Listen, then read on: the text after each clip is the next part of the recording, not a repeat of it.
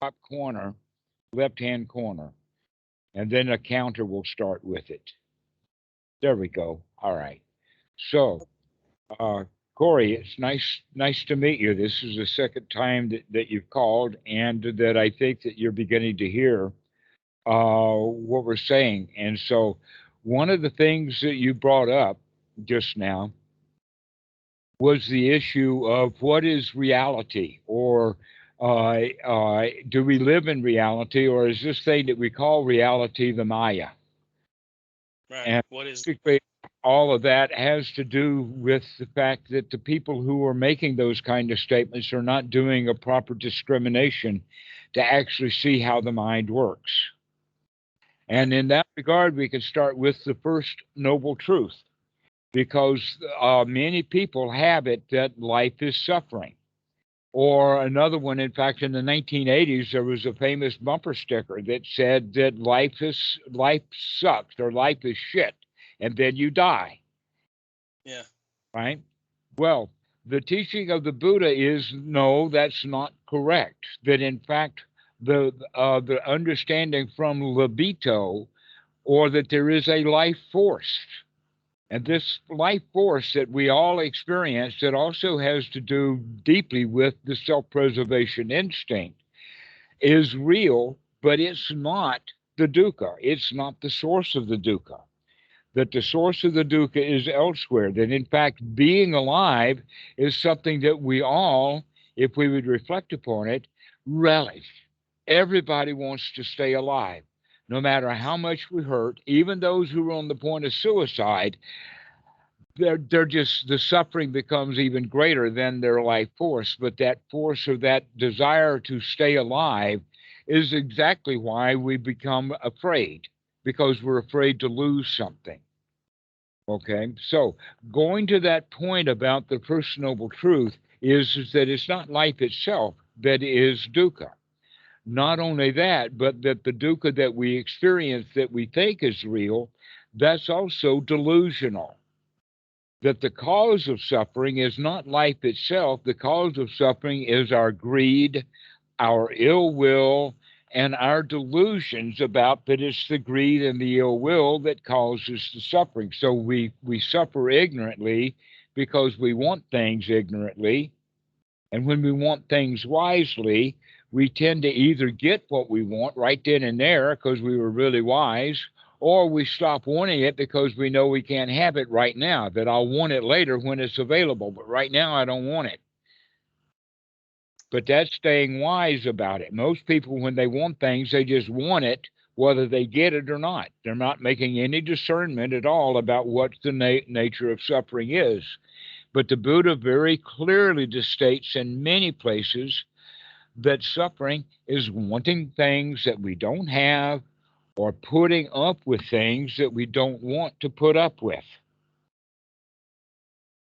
I know the first part about, but the second part kind of hit me a little bit, like kind of, there's a lot of that where you kind of like in the back of your mind, you're like, oh, it's probably smart for me to keep reading this book. This is a perfect example from earlier today where I was, clinging to something that I liked doing in the beginning, but eventually my back started hurting and I kept reading because I was like, this is good information and it's really helpful and insightful. So you immediately became a crowd inside, the part of you that wants to read the book and the part of you that wants to take care of your back. Yeah. And there was also a part of you in there that knew that but wasn't doing anything about it. So now you have a crowd of three. Yeah. You should read the book. My back hurts, and you guys fight it out. So Yeah. that's quite a crowd you've got in there.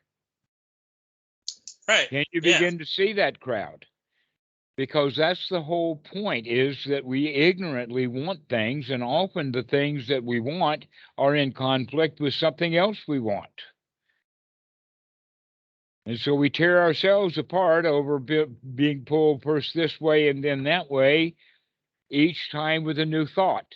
And the thought is, I want to read the book. The next thought is, my back hurts. The next thought is, I want to read the book. The next thought is, my back hurts. And off we go into confusion and doubt and worry and restlessness and whatnot like that, because we can't see this progress of going back and forth and back and forth. Another example is you ought to meditate. No, I don't want to meditate. Well, you do ought to meditate. No, I want to watch the video. No, you should meditate. And you hear that dialogue back and forth within. So that dialogue is, in fact, the dialogue between two things that we want, or you should improve, or you should do better, or you should want this, or you should be higher class, or all of these rules that we set for ourselves. And then we have all of the desires that we have that go against the rules that we've set for ourselves. So we set rules that we ourselves cannot match up to. And Right. then we feel like failures because we can't match up to our own set of rules. Where, in fact, when we set up the rule, we really didn't intend to meet it anyway. Right.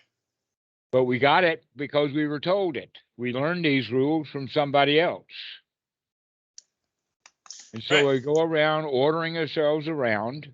So this is actually the second noble truth, is the cause of suffering is that we order ourselves around ignorantly, and then we feel bad because of that order. So have you ever been in the military and been through boot camp? I did for a little bit, and then I realized that I had like too much anxiety issues, and they kind of let me go. So. Right. Okay. So this is exactly what happens then. What do you feel like when the DI is right in front of you, dressing you down, telling you what a rat, what a wimp, what a this or that, or the other thing that you are, that you're no good, you don't fit in here? How do you feel when they do that? I feel full of adrenaline and not good feelings. In other words, you believe them. Yeah.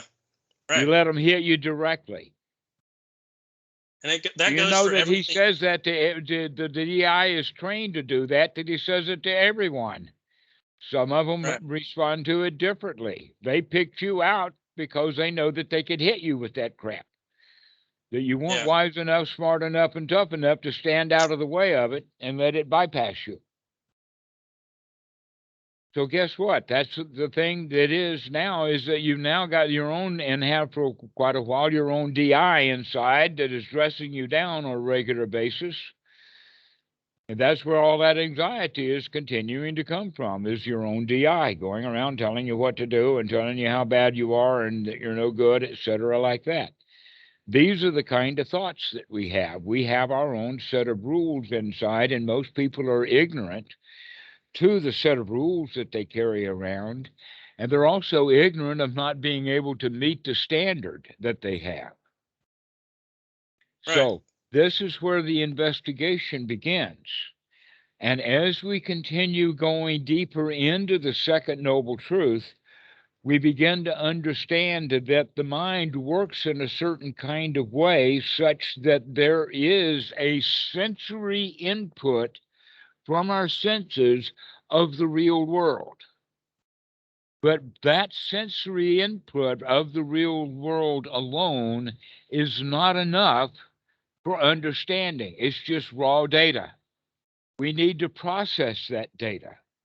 But the way that we process it and the programming that we process that data with is based upon the past. So when I say I see that tree, I have to have trees stored in my mind somehow, so that I can process that object against the internal information that I have stored inside my mind to come up with an understanding and naming that thing as a tree. So you have the real tree, and then you have the named tree inside the mind, which is real. So I mean, obviously the real is the tricky word there, like but what if it's in your mind? Obviously it's not the same kind of real that we might think about. It's more akin to Well, like a when they speak of reality, then are they talking about the reality within one's mind? Or are they talking about the reality that came to them through their senses before it was processed? What yeah, is they're real? definitely The right. real is the real as it is received, not as it's processed. That one of the ways that you can think of the teaching of the Buddha is that we process our data incorrectly using old information through that processing, which has spottiness to it, which then brings up an internal understanding or an internal representation that's colored and is not what was actually real. So one issue that I had recently was when I was able to switch out of the mind conceptualizing, and I was able to enter present moment experience where I would experience things, they would still come through the subtle body, or like the subtle mind, or consciousness is Yes, what I kept thinking that's of. continuing to happen. There is no way. You either have one of two possibilities. And that is that when you stop processing, that means that you are in a lost neverland of the present moment, that you could just enjoy the show. But if you process it into the point of understanding, now what you understand is not that which you received. You have to begin to understand that my understanding of things may not be what's in reality, that I process this into an understanding. Right, Okay, so you begin to understand that you don't live in the real world. That's an right. important point, is to Yeah, recognize that we don't live in a real world, that the real world doesn't contact us. That's not where the feelings come from. That where the feelings or the contact comes from is that our internal understanding. In the Pali, this is the Salāyatana, and the Salāyatana means the internal senses. So we take the external senses and bring them through processing into a constructed reality that we can call a concept or a concept. We live in a conceptualized reality, not a real reality. yeah. Now, here's the point about the Dhamma. The further we are in our conceptualized reality from the actual real reality, the more likely there's going to be suffering and dukkha.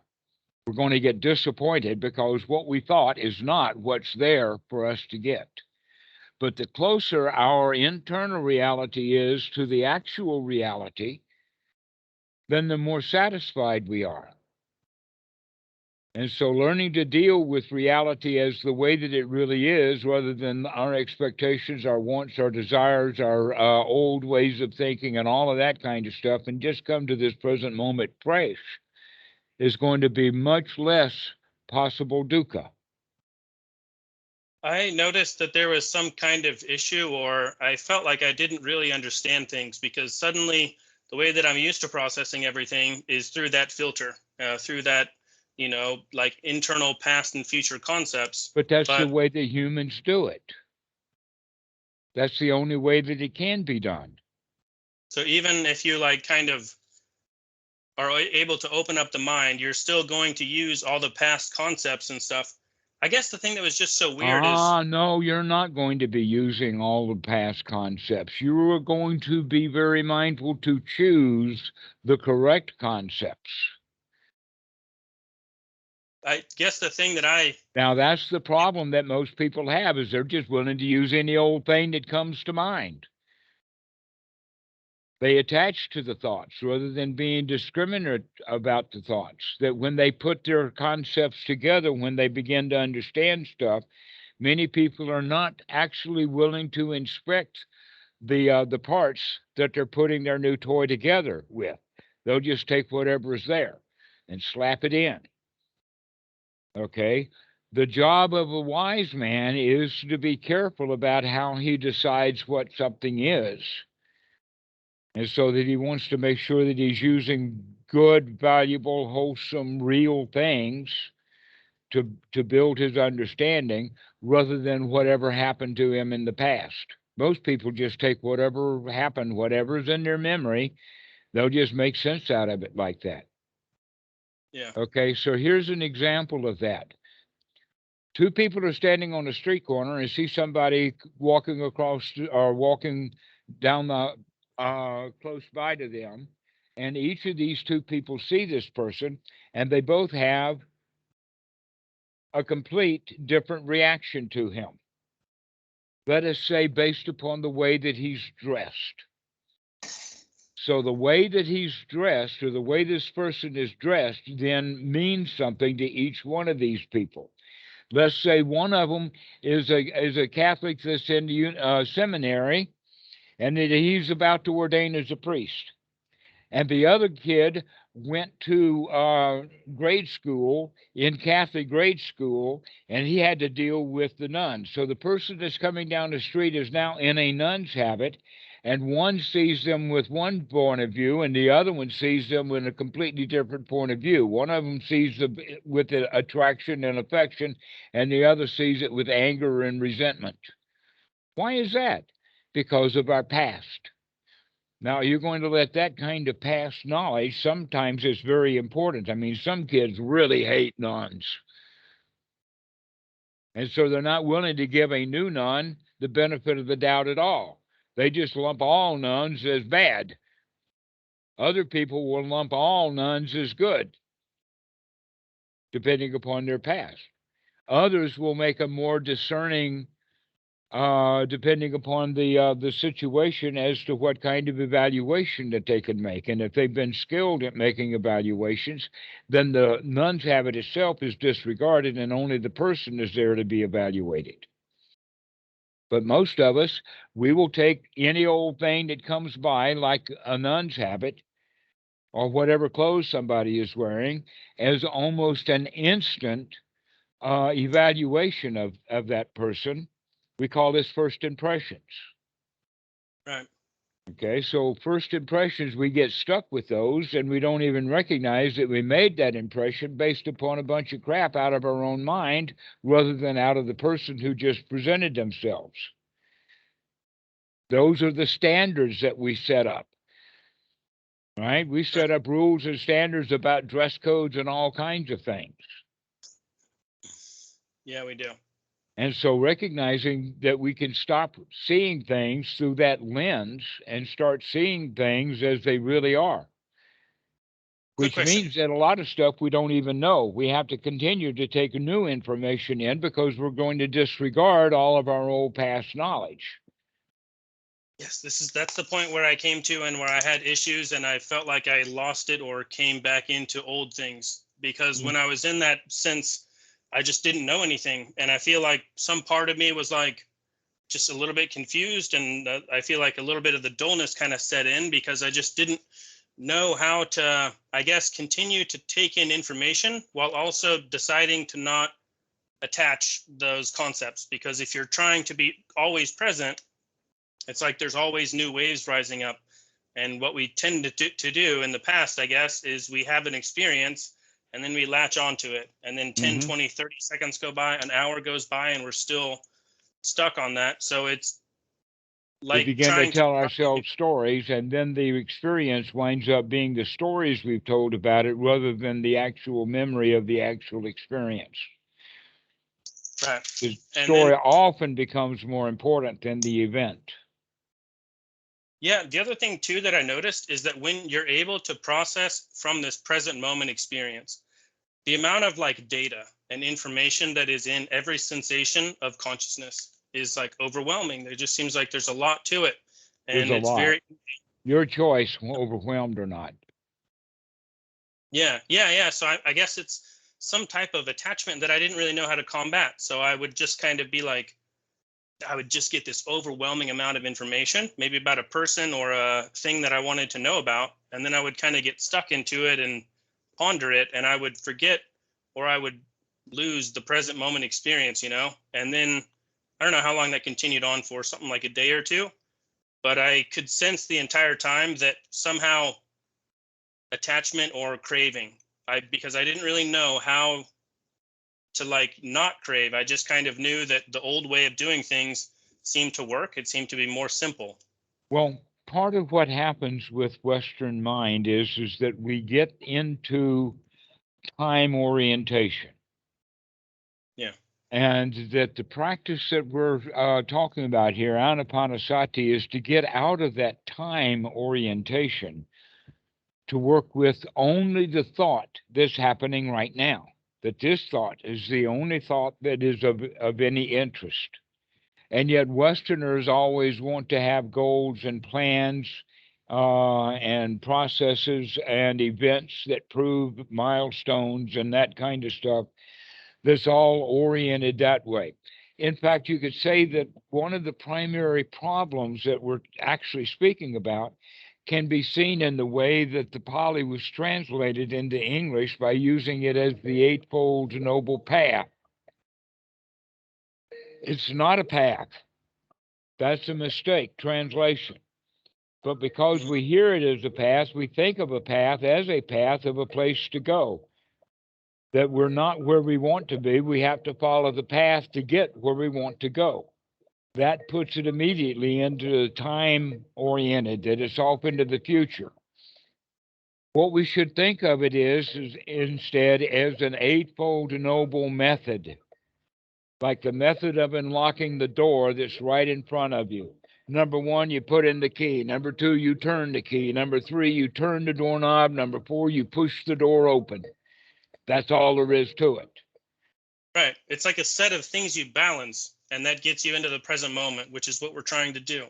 Right. And then it's also some more that kind of, that other part, I was very good about getting into the present moment, and kind of, I was able to balance quite a few things, but that sense of craving to the past and the future, and like the ease of it, just falling back onto old ways.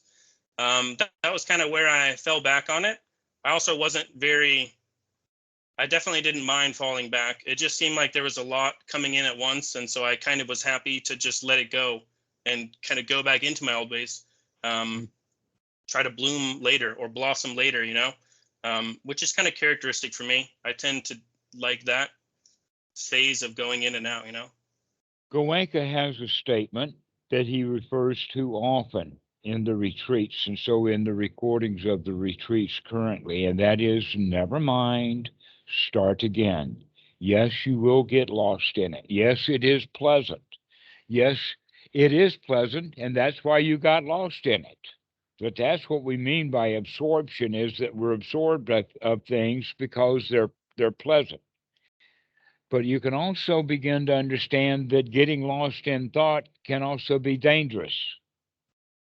And when you see that it's dangerous, because one of the things you can do with you when you're lost in thought is talk yourself into feeling bad, talk yourself into wanting things that you don't have, talk yourself into future events and whatnot like that. So you can begin to see that there's dangers in letting the mind just roll on. I guess what happens is we think that it's a real thought, that it's coming from me. And so that identification with the thought, like that's kind of some thread that's in there. Yes, that goes back to the original statement. So we can say that, yes, there is a reality, but the reality is real and a thought is not. Thoughts are not real, but we attach to them as if they were real, as if it was my thought. People would even say right out loud, well, my opinion is, or this is my thought. And you can see the attachment to it. But if it's happening now, wouldn't it kind of be real? Well, Maybe it not. is real to the person who is attached to and clinging to it. But then not only the thought is real, but the clinging is real. And so is the one who is doing the clinging is real in their mind. Okay, And that's the selfishness right there. The selfishness is created through that clinging to, and one of the things we cling to is a thought of, this thought is mine. This is my idea. This is my patent.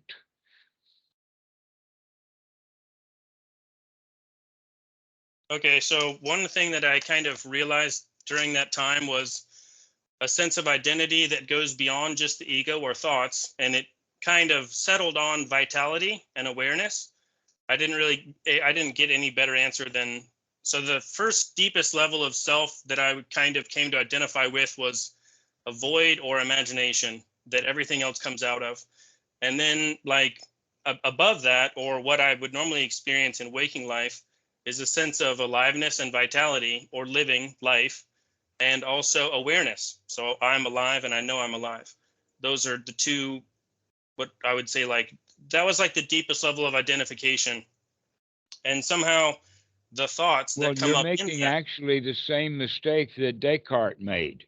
You know, the famous philosopher, I think, therefore I am. Okay. A more correct statement would be there is thought, therefore the thought is I am. Or another way of saying it, I think, therefore I think I am.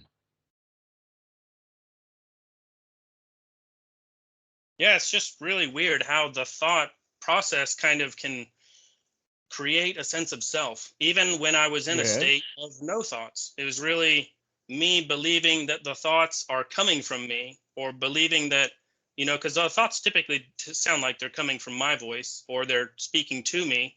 Um, and I do kind of understand that, like, the thought isn't really, it's like, manifestation of the universe like everything else is, and it's not really me any more than anything else is. But because it's happening in the present, it feels real for me. And you could probably check me on this and see how good my understanding was. I might have got something wrong. I thought that if it's happening now is real, but like the past, 3 seconds ago, that now it's not real anymore. So like Well, what it's gone. people, The future doesn't exist. We have a whole lot of people trying to predict the future, but they're often wrong. In fact, the biggest computers in the world are trying to forecast weather, and they're not very good at it. If right? we can't even forecast the weather, how can we forecast anything else? I guess that's the thing, is like, yeah, it starts from us being present and alive, and then we extrapolate that, because I'm alive, I'm real now.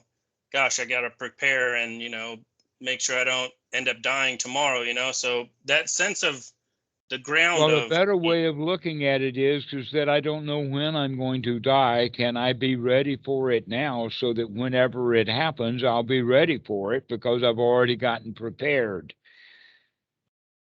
yeah, I'm pretty good with that one.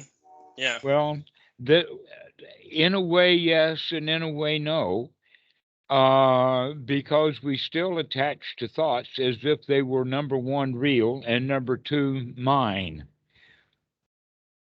And so, one of the things that you can begin to do is to give credit for and the gratification that almost all of your thoughts were not yours, that you heard it someplace else. Then, in fact, it's good to remember where you heard stuff so that you could begin to track and put things together. An example of that is the Dhamma that I teach. I want to know every sutta that the stuff comes from. Or did I get this from Bhikkhu Buddhadasa? Or did I get this from Goenka? That I often quote sources for things. So figure out where this stuff came from because it doesn't belong to you. You're just carrying Right. it along. It's good to have an idea about in your mind of where this stuff comes from rather than thinking that it's mine or my thought or anything like this. I think So that often people will talk about Dhammarato's method. Dhammarato doesn't have a method. Dhammarato wants to give the method that he thinks that some people think he owns back to the original owners. right. Don't I take credit for guess stuff that doesn't belong to you, and you wind up not taking credit for anything. And then you don't have any worries. You got no job to do because you don't want to take credit. So how are you anyway, guided? back to the go ahead. Go ahead. I was going to say, how are you guided to live your life when you don't use thoughts or anything like that? Like, I know that there is a sense of Well, I consciousness. didn't say that you didn't think. Mhm. You don't attach to the thought. That's, I guess, a subtle distinction that just must happen automatically by clinging. That's why it's so subtle or hidden. Mm-hmm. Mm-hmm. Yeah. What is the main thing that causes clinging? Like, what is that phenomenon? Because, like, Ignorance. Ignorance. Not seeing correctly. When you see correctly, then you don't cling so much. And the more clearly you see things as they really are, then the less clinging. So we can say then that the actual reality as it is, not being the same as the reality that we invent or we create about the situation. So you have the real situation Let's give an example of that. You got 10 people in a meeting plus a camera. 10 people walk out of that meeting with an impression of that meeting, and the impression that each one of them in that meeting came out of that meeting with is different than all the others, and all 10 of them are different than the actual camera. The camera is closer to being accurate, and everybody else is closer to being opinionated because they're all attaching to their same views. Each one is attaching to his own view that's based upon his own past and his own familiarity of the people and the situation and what's happened in past meetings, etc., like that. And the camera is not subject to any of that crap. But the guy who watches the video is. What's the He's secret going to to like bring his own crap into it. Now that we understand that we invent the reality of the present moment based upon our past, and that the actual reality is somewhat different than that, now the intention is to start to bring our perceived reality closer and closer to what is actual reality. Here's an example of that. On January the 17th, it is visa time to go to the other island and get all of the visa stuff together. Okay, I've done that year after year after year. I know exactly what to do. Therefore, there is no reason to think about it in advance, that the visa is just the visa, and I know what to do. Therefore, there is no reason to mull it over my mind or think about it at all. But whenever I'm thinking about it now, I'm not thinking about, or could I possibly think about what it will be like. All I can think about is what it was like last year. And if I go into the office with the same mentality that I had last year, things may be different. But if I go in there this year with a new, fresh way of looking at it, in fact, I can create the reality. So if I walk into the visa office like I have year after year, feeling bad, I don't like the visa office. It's too crowded in there. There's too many people. The immigration people are angry and frustrated people. They don't like their jobs. And not only that, but the woman that I have to deal with every year, she doesn't like me. Okay, so when I walk in there with this kind of attitude, then this year I'm going to recreate the disaster that it had been in the past. But if I walk in there with a different attitude, oh, this lady is really frustrated with her job, that it's not me that she dislikes, that she dislikes retirement visas, because not only was it a whole lot of work for me, now giving her that gives her a whole lot of work to make sure that my work is correct. So I should have compassion for this poor lady, because she's got to do a whole lot of work that she wouldn't have to do if I weren't here. So at least I can come with the attitude of being friendly and joyful to her, rather than angry and upset and fearful of her. Literally, I'm creating the reality because I know how to create a reality, rather than allowing the reality that I've always had continue along the way that it had year after year after year. We have a new choice. That's the whole point of the teaching of the Buddha. If anything else that comes out of the second noble truth is that when you wake up, you have a choice about how you feel. And if you don't wake up and stay ignorant, then the thoughts that you have will create how you feel. Because you don't have a choice about it, because you're not taking a choice with what kind of thoughts that you have. And so the way that we say it is that you have been talking yourself into feeling bad your whole life. Now it's time to talk yourself into feeling good. This is what the eightfold noble method is all about, is to wake up, to pay attention to what the mind is doing, to look at it. That's the investigation. One's right view is not a viewpoint or a concept, but one's right noble view is right noble looking, investigating, paying attention, noticing. That's what right view is, not holding ideas or viewpoints. That would be like the noting, I guess, right? Just blank, just noticing things. Except that that's where almost all the people who practice noting go wrong, because they have the idea to notice just whatever's there, and to keep noting what's there, to keep noting what's there, and to keep noting what's there. They're going to wind up in hell that way. The highway to hell is paved with noting your every footstep into hell. Yeah, When you have because a you're not choice, balancing those eight why do parts. Right. you have a choice? Are you going to continue thinking the kind of thoughts that you did think and be very good at seeing the crap that you've got in your mind? Are you going to bother to take the effort to take the crap out? It's Yeah. like your kitchen. Every shift has one particular strange job, regardless of what cuisine, regardless of what utensils, regardless of what food that they prepare. All chefs have to deal with the same issue: Hmm. the garbage. Right. Yeah. That's And what trying. everybody has to deal with. That's why meditation is all the same. It does not matter what kind of cook you are. It doesn't matter what kind of ingredients you put in. It doesn't matter what you're doing in your life. Every one of us has garbage, and we don't take it out. We are not discerning. We are not cleansing. We don't keep the mind clean. But a good chef, one quality is he's going to keep his kitchen clean, which means he's going to have at least one person whose sole job is to clean that place up and take out the garbage. And yet you don't have anything of that in your own mind until now. We're going to practice anapanasati, and that's exactly what it is. We're going to clean up one dirty thought at a time as we see it.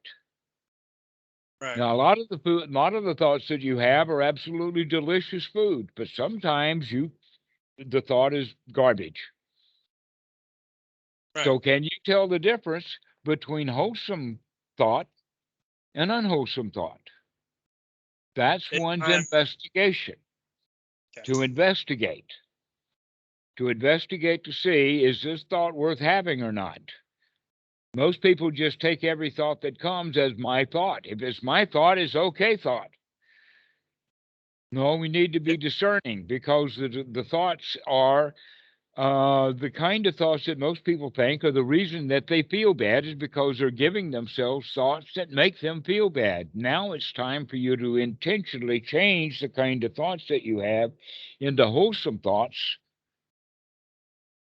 so that you can feel the way that you want to feel rather than feel the way that your uncontrolled thoughts have led to uncontrolled, unwanted feelings. Okay, I get it. Yeah, we're restructuring the mind and the thoughts, because the issue isn't necessarily just the thoughts. It's the way that they're kind of framed and the way that we pile them up, and we have these kind of like, like it seems like every time we have a thought or an experience, we kind of tuck it away and add it to our schema, our Pile of crap. lifetime. And so It's I guess the part of the trick is to. garbage, and it gets in the way. The chef who does not take the garbage out winds up having his food that he's fixing get garbage mixed in with it, as well as he slips on the floor. Because of the garbage on the floor, he slips and falls. There's all kinds of dangers and damages that we can have because we don't clean up the mess that we left while we're fixing our delicious food. So the So way the that whole practice of anapanasati is we got to keep things clean. Okay, I definitely get the importance of reinforcing, because I've had times where I was able to maybe juggle a couple of these things and experience something. But then, like everything, we think, oh, I had the experience once, I had a thought about it, now I know it. And then you kind of stuff it away in the back of your mind. But the whole thing we're trying to do is, I Until guess. you want it again, and then you bring it up, and then instead of practicing whatever it is that got you that experience, now you're practicing wanting that experience instead. Guess which works? Right. So I guess what we have to do is constantly learn to take in information in a different way, in discerning way. And I guess that's the initial part of training, is we have to learn to think in a new way until it gets its own momentum and we switch into that mode, right? I will agree with that only up to a point. And that is, how then do you learn to do this? The answer is that you practice with this thought in the mind right now. Okay. That's the only way. That we're not, in fact, rewiring or restructuring anything. We're gladdening the mind right now. We're building the skill of gladdening the mind. We're building the skill of remembering to look. We're building the skill of looking. We're building the skill of taking the right effort to change the thought from an unwholesome thought to a wholesome thought. And then we're building the skill of being congratulatory and happy that we can do this. Yeah. You got to practice the end result. Yeah. So if that's essentially what you're, okay, that's definitely kind of making sense. Part of me isn't really happy to hear that it's a long-term process. I got to do more work and stuff. It's not a long-term process. It's an instantaneous process. Yeah. The question is when do the instants stop? The answer is they don't stop. It's still, you practice in this particular instant of time. Then you practice again whenever you remember to practice when you do remember in this instant of time. We're not talking about an always here. We're talking about when you remember. I thought enlightenment was when it all began to happen on its Well, own. stop thinking about enlightenment. You're already enlightened, so forget all about it. Okay. Thinking about enlightenment is, in fact, something that a victim does, wanting something that he doesn't have. Right. Just not even knowing what it is to begin with. Just kind of. Yeah, and so they want something they don't even know what it is. So how in the hell can they possibly get it? They could pick it up off the street and not recognize it and throw it out again, which is what people do on a regular basis. They become enlightened and they throw it right back out because they don't know what it is. That's the thing is, yeah, you would think that like enlightenment, because I guess you hear mixed things. Some people have permanent once and you're done. Other people awaken and then sleep and then awaken and sleep and things like that. So I kind of always That thought is the like, only way it can be done. okay. That sudden and permanent enlightenment is a myth. Right. It's something that Well, people want. It's like winning the lottery, right? Guess what? People who win the lottery, there've been a lot of research on that. And generally, after 3 years of winning the lottery, people are worse off than they were before they won the lottery because they didn't make any changes. They just won the lottery. So if your enlightenment is like winning the lottery, then you haven't made really any changes. You're going to be back to where you were or worse within 3 years. yeah, I guess that's the thing is I just didn't know how to do enlightenment right, like my regular state The seemed. only way to do it is right now. That's the only way, the only time is to be satisfied and lighthearted right now, to lighten up right now. I To guess so. recognize you're already light enough right now, that you're enlightened right now. Got no Yeah, worries right now. That's all there is to it. I guess it's just, I don't know, like, if it's being lighthearted and carefree, then something to look for is like, what is stopping me from doing that? What is like kind of inhibiting me from just being, because I have periods of Right. it, So but remember to look. Remember to look for that. And when you catch it, throw it out. because it must be some kind of idea of a thought of like, oh, I'm going to die soon, or mortality, something, right? Or I'm a real person. Let me see Or if I he could. called you a bully. And so every time the word bully comes up, the bad feeling comes up with it. Or I he guess called you an idiot. And so every time the word idiot comes up in the mind, yeah. you feel bad. That's just the way that we are. We wind up feeling bad because of the names that we've been called. Yeah, I feel like there's some part of me is kind of a little bit resistant to being super happy and gladdening, because at some point I thought, in Western, if you're too happy, people think you're manic and bipolar. That actually happened to me at one time. Manic is manic. Bipolar is bipolar. Happy is neither. Happy is content, not manic. Manic is wanting something, wanting it really badly. Right. Yeah, and I And guess that's being happy and content is not wanting anything at all. Everybody could tell the difference. Why can't right. you? It's so subtle. It's so subtle. It's in the back of your It's mind, and not it's as like, really great. No, the what is there is that thought is there because underlying that thought is fear. yeah, it's some kind of momentum or gravity to it, I guess, of It's always fear. being that way. Right. Yeah. There's an underlying basis of fear, and that too can be seen for what it is. And that too you can change your mind about. You can gladden that fear. Hey, there's nothing to be afraid of right now. Definitely not right now. I mean, it's just that fear Well, of then me keep being doing able it. This to in move. this present moment, there's nothing to fear. The only thing to fear is something you've already had in the past is fear. Right. Then, in fact, Churchill was right when he said the only thing to fear is fear itself. Yeah. What does that mean? It means don't be afraid. Sorry, I got a cramp. Okay, I'm good. Yeah, no, fear is a really big one. I have had periods of luck with a kind of a courage practice, and then I don't know, it doesn't really seem to stick all the time for some reason. For some reason, I think in Well, the that beginning, reason obviously is that you just didn't remember. That's why we have to develop sati, is to keep remembering and keep remembering and keep remembering. So we want to develop that as a skill. Remember to wake up. Remember to look. Remember to see the way things really are over and remember that over it and feels over good. again. Yeah, there's this idea that the way we're doing things is the right one, and it actually feels good. Even though I've had these experiences of being released from that temporary suffering, you know?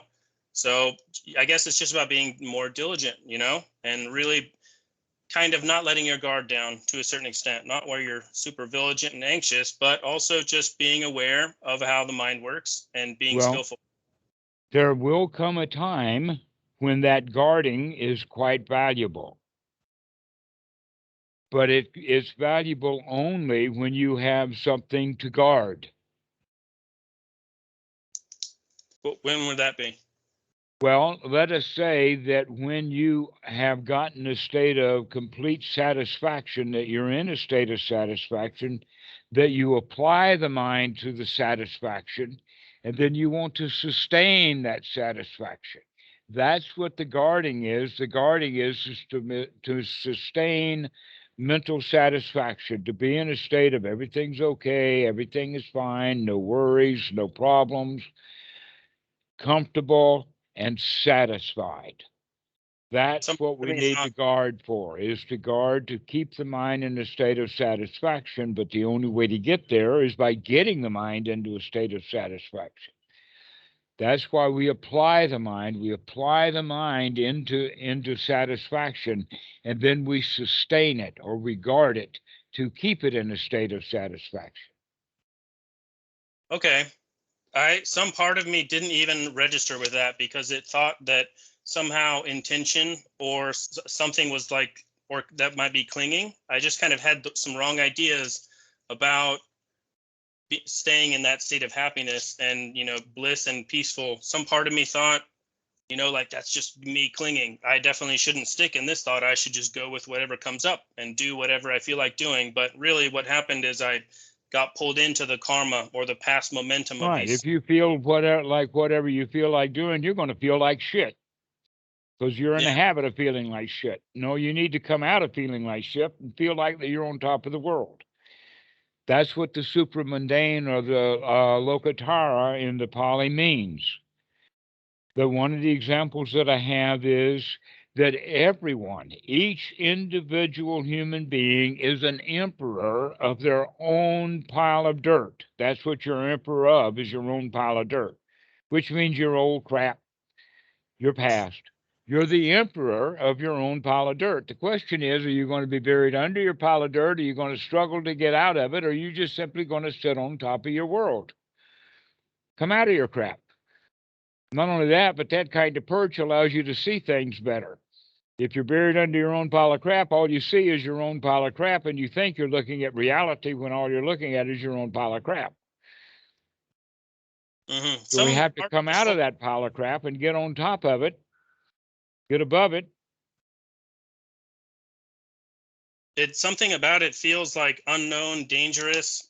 Because it's such a new way of processing everything, even though I've done it and I've kind of felt that it's a better way to do things. But I guess ultimately we don't even need to talk about it. That's just another one of the thoughts of momentum.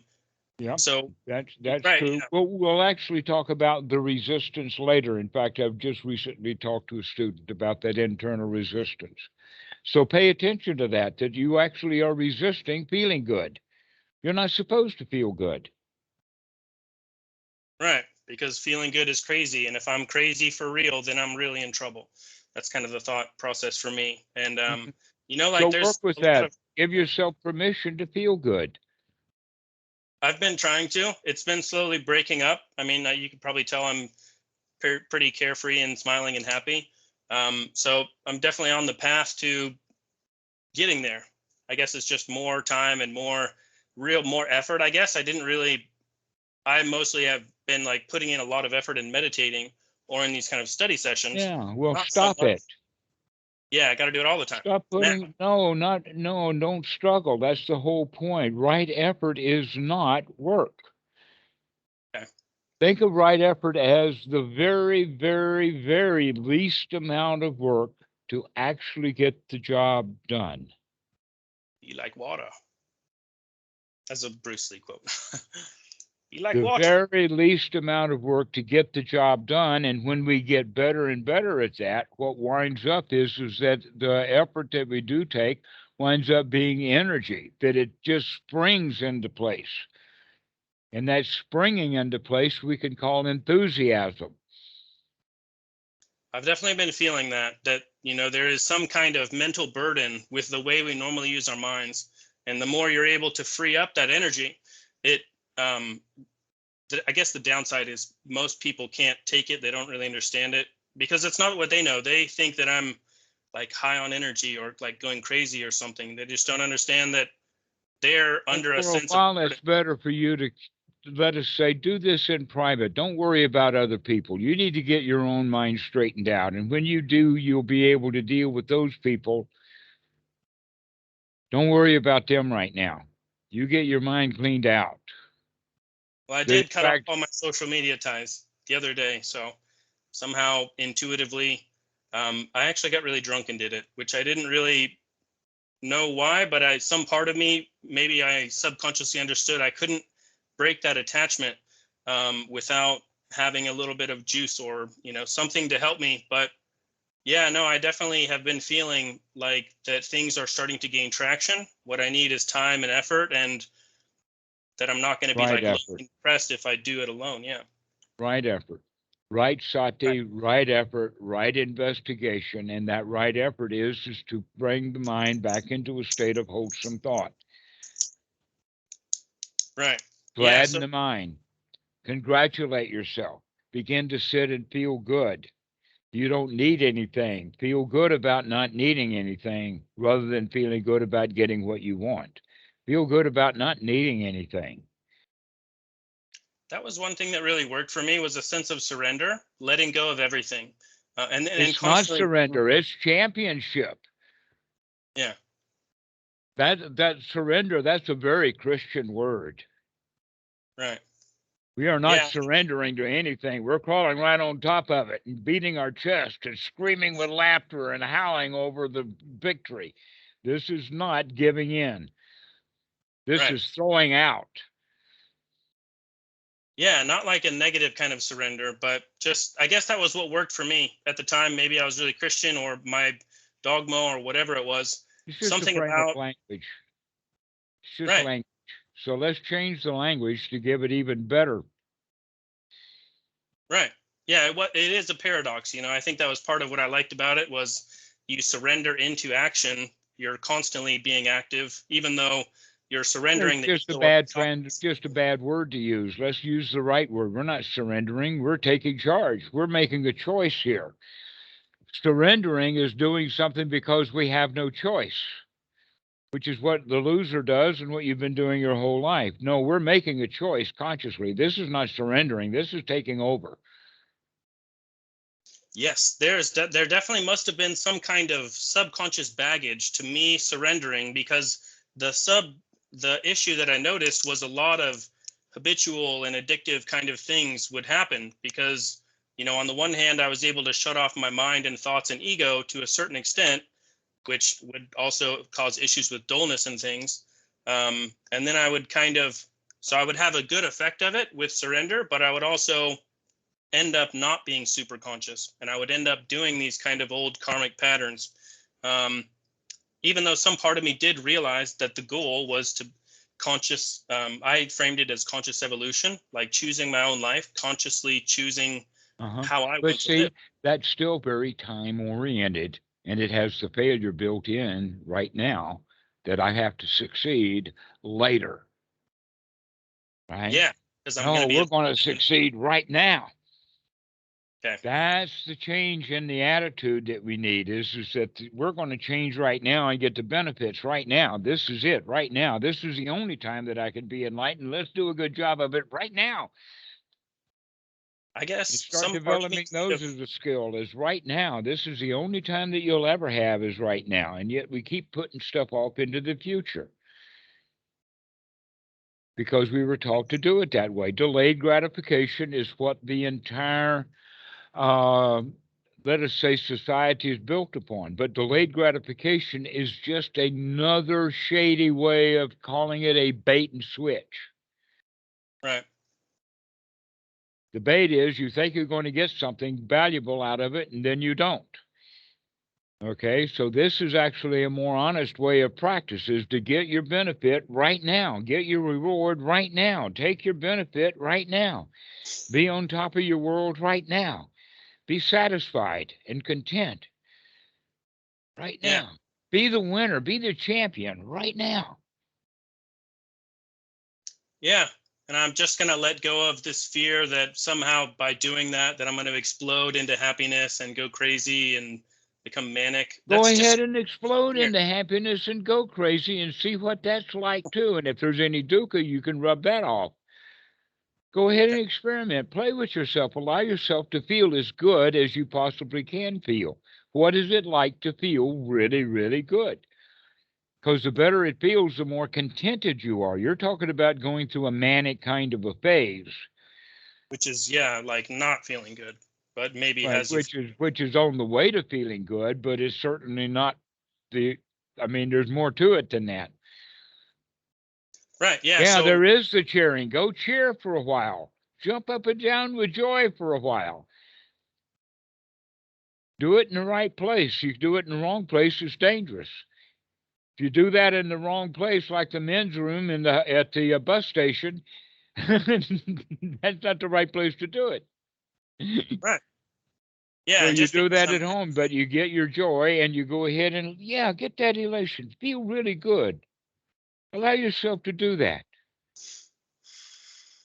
yeah, I'll just let go of whatever fear comes up with some kind of fear of being known as a crazy person, or like just because I'm happy on the inside doesn't mean But I'm you going to don't know yourself. How do you expect anybody else to know you? Does somehow your I know that. reputation mean that much? No, not at all. Not rationally when I think about it, but some kind of momentum has me thinking and some kind of attachment. It's not Well, just that's attachment to the probably thought. something that happened to you as a child, and it doesn't even matter that you remember that. But what you can do is you can recognize that reluctance when it comes up, and you can say, "Aha! I see that too." You And can then use what that would you, instead of a blockage in the way or a stumbling block. You can use it as a stair step. Step right yeah. on top of that thing and just be at the top of your own world. When it comes to these thoughts, are we like unraveling them or unwrapping them, or how would I Throw potentially them do out. Don't try to right now? unravel them. That's the Mahasi technique. Their practice is, dukkha. Let's unravel dukkha.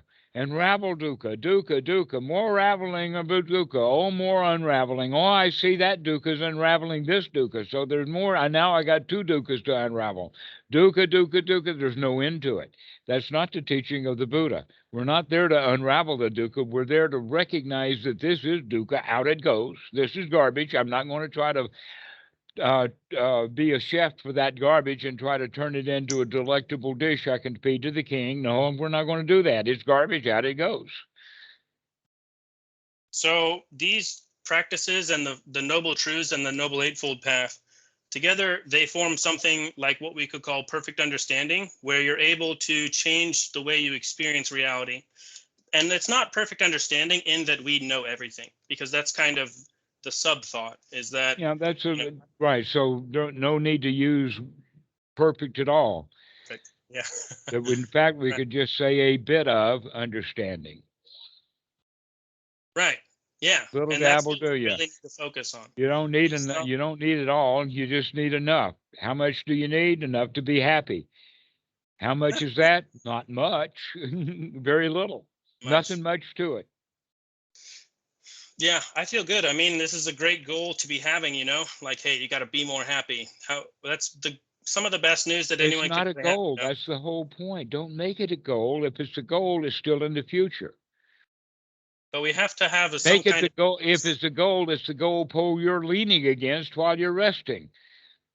it's a kind of, I guess the thing that I'm thinking about is like, if we have to have maybe not a goal in the future, but we have to have an understanding of what is actually that, what would feel like to do things right, and what would it feel like when we're doing things wrong? Like, what In does it that feel like? regard, you're talking about sati, and that is to have the intention or to have the plan to remember to wake up to what you're doing right now so that you can change that into the way you want to feel. Begin to look at what you're doing because you remember to look at what you're doing. And when you do look at what you're doing, that means you can change what you're doing. Now you have a choice. But you're the king here. You're not surrendering. You're taking charge. You're Right. the emperor. With a plan to be conscious, and not conscious of our mind or our thoughts, conscious of something In the here deeper in now. terms of present moment's experience, which maybe includes our sense of body and ethereal body or whatever, and emotions too. Um, but it's a comprehensive kind of understanding of now. It's not just the mind. I feel like right now I'm very mentalized. I don't really feel connected to my consciousness or those other aspects. I mostly am in the mind, which is probably just because I've always been there, but Will trying come to, into the senses more and more. That's much of the practice of anapanasati. Start paying attention to the body. Start paying attention to the breath. Start okay, paying attention to the way the body feels, not only in the sense of sensation, but also in the sense of posture, but also in the sense of emotion. What is the body experiencing? Pay attention. That's yeah, part of the satipatthana. How do you feel? Not just how do you think. Come out of the mind into the reality, and the reality is the sensory input that's associated with the body, to where the mind is associated with the past. The body and all the sensory awareness is taking in input and processing it from the present moment. But when you're thinking in concepts, all the fodder for those thoughts are past. They're not present moment thoughts. right. So I guess what most people would experience isn't a constant stream of present moment awareness. What they probably experience is something like a wave, like every now and again they'll be present, but then they'll attach to an idea and they'll get caught up in that. And then 20 or 30 seconds later, I call that Spider-Manning. It's where like you're not really present all the time. You're present every 10 or 20 or 30 seconds. And it creates a kind of a weird experience of reality. And it's It has been said that famous in the 1950s that people only use 10% of their mind. A much better way of understanding that is that everybody is quite capable of using their entire mind and do quite often at about 10% of the time. yeah. Yeah, that's the issue, is how to try When are and we get going to into, wake up and use the higher mind more often than just 10%? what would you call the higher mind? What would that really experience? The adult, as opposed to the child inside who is a feeling being, or the parent inside that is the authority, the rule setter, the critical mind. Conscious right? choice, like, does that have anything to do with reason? I think reason would be in the present moment too, right? That's got to play into it somehow.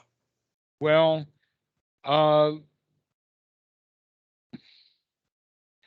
better way of thinking about it is just observation. That we want to spend more time observing rather than reconciling the prior observations. Reasoning is often trying to put together that data that's already old. Right. Yeah. And it causes issues. Let's take some new data. Let's keep taking new data. Let's process with new data. Let's keep investigating with new data. This present moment's data, not future's data, not past data, this data that's happening in the present moment. Yeah. Which means to be at sensory input, to be in your eye door and your ear door and your touch door and your breathing door and your body door, all over, touch, taste, olfactory, everything. But the mind is often in the past or in the future. Very rarely are we actually talking about what's going on in the present moment.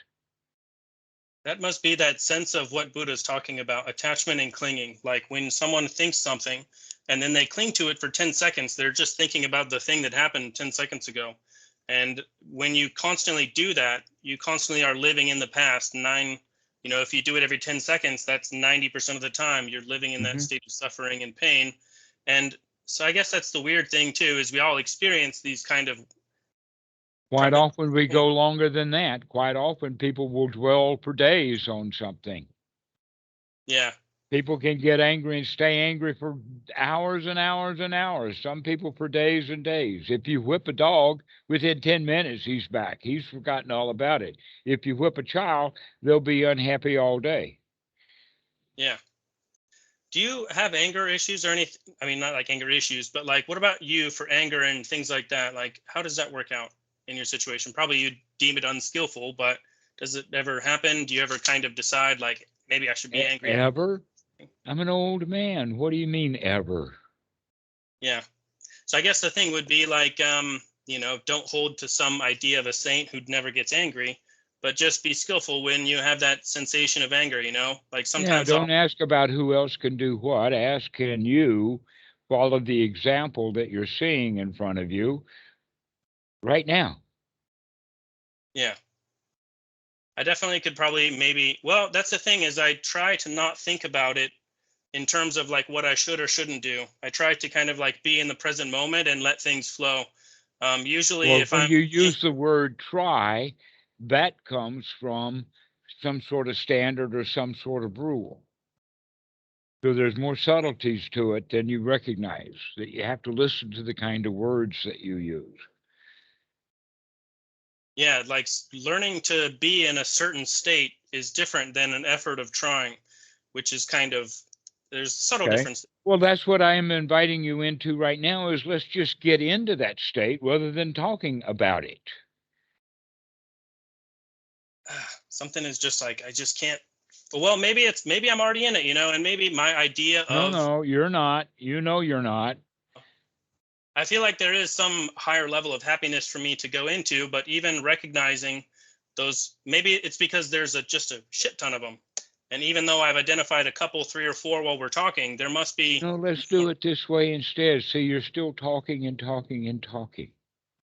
Okay. Instead, just take a deep breath and relax. Alrighty. And then start talking to yourself about how nice it feels right now. You don't have to figure anything out. Everything is okay right now. No problems, no worries, and everything is okay. That's a different kind of Take thought, though. another, and well, yes, it is, and it's a wholesome thought, and you won't listen to me, so let's do it this way. To have a wholesome thought, Have a wholesome thought. This is okay. Everything is all right. There's no place to go. There's nothing to do. You've already got everything you need. You're okay. There's nothing to be afraid of. There's no alligators. There's no crocodiles. There's no ghosts. There's no goblins. There's no problems. Everything It's is just safe. Everything is secure. Just sit and allow yourself to be where we are. Just think about everything is okay. Everything is okay. No problems, no worries. One wholesome thought after another. Everything is okay. No problems. Wow, what a nice day it is. Everything's going my way. Don't get worried. Don't get upset. Everything is all right. Just having wholesome thoughts, one wholesome thought after another about how nice things are, how the wind is blowing such a beautiful little song, and everything is okay. The body feels nice, feels comfortable, and everything is fine. And we keep saying those things over and over and over and over again. Allow yourself to feel how good that you're talking to yourself about. Rather than trying to figure it out, it don't need figured out. We could be happy without figuring anything out. Just be happy now. Relax, relax. Everything's okay. No problems, no worries. Everything is all right. I just got chronic body pain, so it's kind of a little bit of an issue for me. But You as I know, do more of there these, you go. But that's the whole point is that you won't let yourself into this frame of reference. You've got excuses for not doing it. In this case, it's body pain. What's going to happen next time? that was the main issue is body pain. Okay, well, never It's like mind the body pain. Let's go back in it. Never mind the body pain. The body pain is not an issue. It's not a problem. Everything is okay. I can handle the body pain. It's not even pain. It's just a sensation. It's not a problem. And I can just handle that just easily enough and not pay much attention to that because we're paying attention to how nice things are, how easy things are, how pleasant this breath is. Oh, it feels so good just to sit and breathe with no place to go, no worries, no problems. Everything is all right. I can handle anything. This is the kind of language that you can begin to use for yourself over and over again. it definitely use some more practice. There's so much momentum of not of being like Macho Man John Wayne, of doing everything the hard way, of just kind of not really allowing those certain things. So I could sense things are kind of breaking up a little bit, and there's some momentum there that needs. I mean, I'm really happy with my progress. I'm really thankful to be me. So there is a lot of things that are starting to click right. Even the chronic pain. As I have been doing more of these practices, when you're more conscious, you could find the position that doesn't cause the chronic body pain. And I think that just probably more practice. Yeah. Right effort seems to be a big issue for me. I have this idea of like any effort that I think of, anything that I think of or do is going to come from some kind of ego and past and future. And so I really have issues with finding that sense of right effort and You really, just make so many rules. Recognize that you got to stop all those stupid rules. You're yeah, just making a bunch of rules that you then have to break in order to be happy. Why don't you just stop making all of those rules? Or better still, recognize that that's just another rule that I'm making, another should, another way to do it. And wow, I could just relax. I don't have to pass those tests. What I'm doing is okay right now. Just relax, and everything is okay. alrighty. Well, I deeply appreciate the help. It's good to have someone to talk to who's actually gone through these things. And, I don't think we really talked about a whole lot of the Noble Eightfold Path. Maybe if we have a little bit more time, I don't know what your time is like right now, but Well, we've been going at it for more than an hour, and I've got another student waiting. So why don't we finish off now and we can talk again? Go practice what we've been talking about. Absolutely. Go practice being okay with yourself. Go practice recognizing that you keep wanting stuff, and that's what keeping you dissatisfied. That you can, in fact, practice being satisfied. Okay. I'll definitely have to unpack some of that and just practice. That's the key word. Just practice, practice. No thoughts, practice. Practice being satisfied. Practice remembering to be satisfied. Practice remembering to have wholesome thoughts of being satisfied. So the good kind of thoughts is the ones that center around now being okay and now being satisfied and content. Okay. All right. Got lots of things to go do. So I really appreciate the time. Thank you for everything. We'll talk to you Okay. next week or something. All right. Well, we'll see you later. Yeah, on Friday, I guess. Have a good one. Okay. Excellent. Yes, we'll see you. Have a good one.